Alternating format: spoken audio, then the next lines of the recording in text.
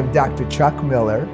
I'm a practicing reproductive endocrinologist and fertility specialist and minimally invasive gynecologic surgeon in metropolitan Chicago.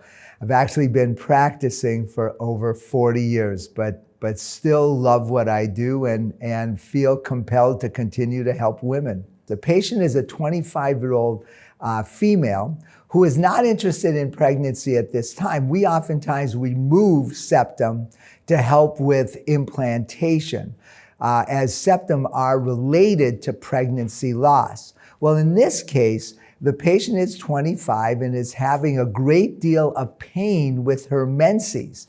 And if you can think of this as the septum is tissue that divides the uterus inside the uterine cavity.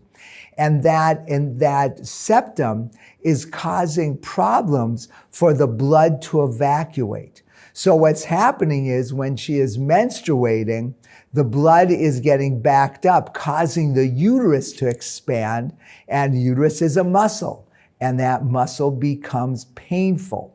So what we're doing with this case is to transect the septum, create a normal uterine cavity, and thus deal with her very painful menses.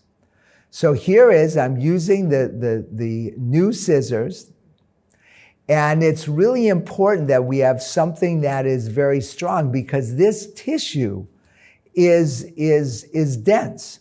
It is not vascular, as you can see. As we cut the septum, the walls separate. So we have separation of the tissue, and we go from having that heart-shaped uterus to a triangular normal uterine cavity. We go ahead after and put in a stent inside the cavity, and we keep that in for about 14 days. It's actually a Foley balloon.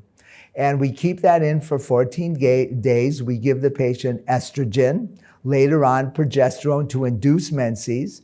Obviously, since we have a foreign body inside the uterine cavity, we also give the patient antibiotics, and we have tremendous success with this.